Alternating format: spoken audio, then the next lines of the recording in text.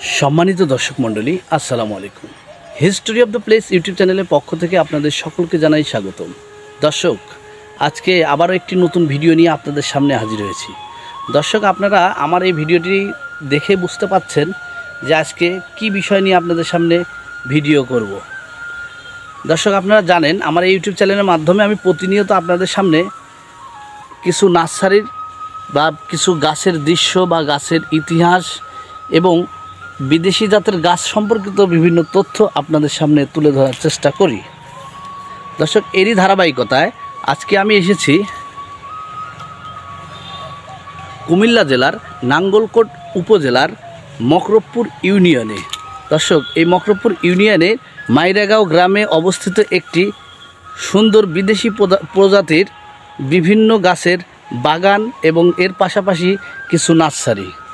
দর্শক, আজকে এই ভিডিওটির মাধ্যমে আপনাদের সামনে তুলে ধরার চেষ্টা করব বাংলাদেশে বর্তমানে উৎপাদিত হচ্ছে বাড়ি 11 জাতের আম।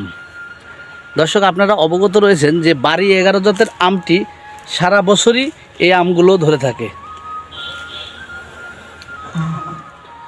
বর্তমানে আমাদের যে ফাল্গুন মাসের আবহাওয়া চলতেছে, ফাল্গুন মাস পড়তে যাচ্ছে, এই আবহাওয়াতে বাংলাদেশের প্রতিটা আম গাছেই আমের মুকুল চলে এসেছে। কিন্তু দর্শক, আজকে একটু ব্যতিক্রম দৃশ্য আপনাদের সামনে তুলে ধরার চেষ্টা করব।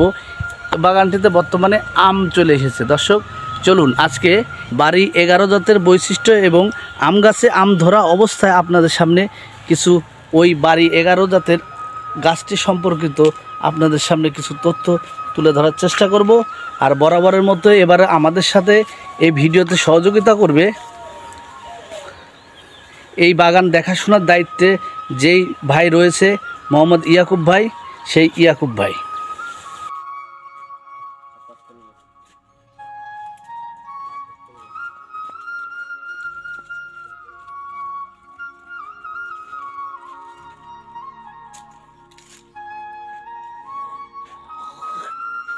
চলুন দর্শক, আজকে আমার এই ভিডিওতে সহযোগিতা করবে বিভিন্ন তথ্য দিয়ে আপনাদের উদ্দেশ্যে আমাদের সেই বরাবরের মতো ইয়াকুব ভাই।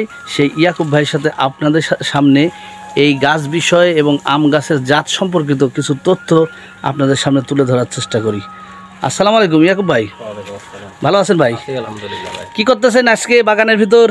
আমার গাছটা পরিষ্কার করতেছি। আচ্ছা আচ্ছা, গাছটা পরিষ্কার করতেছেন না ভাই? যে আম গাছটা আম ধরে রয়েছেন, এই আমটার কি জাত? এই আম গাছের মানে আমটা কি জাতের আম? এটা হলো বাড়ি 11 12 মাসি জাত। আচ্ছা আচ্ছা আচ্ছা, এটা 12 মাসি না? হ্যাঁ, 12 মাসি। যে আমি কথা ভিডিওটি বড় না করে আপনি সরাসরি বলি, সেটা হলো আমাদের দর্শকের উদ্দেশ্যে আপনি এই বাড়ি 11 জাতের আম গাছ যেটা বা আম, এই সম্পর্কিত কিছু তথ্য যদি ভিউয়ার্সের সম্বন্ধে যদি তুলে ধরার চেষ্টা করতেন। আমটা আপনার বাড়ি 11 এটা লাগাইছি আজকে 7 বছর। তো গাছটা ধরা শুরু হইলে আর বন্ধ হয় না আর কি, কথা বুঝছেন? জি। এখন আমটা কিন্তু অনেক বড় হয়, যেমন দেখছেন আমটা অনেক বড় হয় সাইজে, এবং কি ফাইকলে আপনার অনেক মিষ্টি আম। বাড়ি 11 12 মাসি জাতের মধ্যে এটা উন্নত মানের একটা জাত। একবারে যেমন ধরে তেমন মিষ্টিও আছে আমটা, গুণাগুণা ভালো এই আমটার। দর্শক, আপনাদের অবগতির জন্য জানাচ্ছি, দেখেন এখন কিন্তু আমের সিজন না। এই মুহূর্তে কিন্তু আম গাছে, প্রত্যেকটা আম গাছে, বাংলাদেশের আম গাছে কি আছে? মুকুল আছে, আমের মুকুল বা ফুল আছে। কিন্তু বর্তমানে এই মুহূর্তে আমি আপনাদের সামনে তুলে ধরছি বাড়ি 11 জাতের আম গাছের যে আম, সেই আম কিন্তু আমাদের ইয়াকুব ভাইয়ের হাতে। এবং আমগুলো কিন্তু অনেক বড় আমগুলো। দর্শক, খালি শুধুমাত্র এখানেই না, খালি কিন্তু এখানেই আম না, গোটা গাছে আম আছে। আমি আপনাদেরকে কিছু দৃশ্য তুলে ধরার চেষ্টা করব। গোটা গাছে গাছে আম আছে। দর্শক, আপনারা অবগত রয়েছেন এই বাগানটির তারিকার যিনি, তার নাম মোহাম্মদ আব্দুল কাইয়ুম মিলন। সেই মিলন চাচার কিন্তু সেই বাগানটি। এবং দেখেন সম্পূর্ণ বিদেশি প্রজাতির বিভিন্ন গাছ বাংলাদেশের, বিশেষ করে রাজশাহী এবং চাঁপাইনবাবগঞ্জ উপজেলায় বা চাঁপাইনবাবগঞ্জ জেলাতে আমের উৎপাদন অসংখ্য হয়ে থাকে।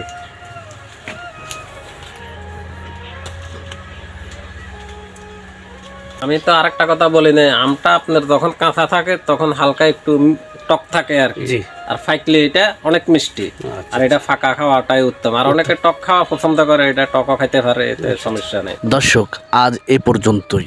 আগামী ভিডিওটি দেখার জন্য আপনাদের সকলকে জানাই আমন্ত্রণ। ধন্যবাদ।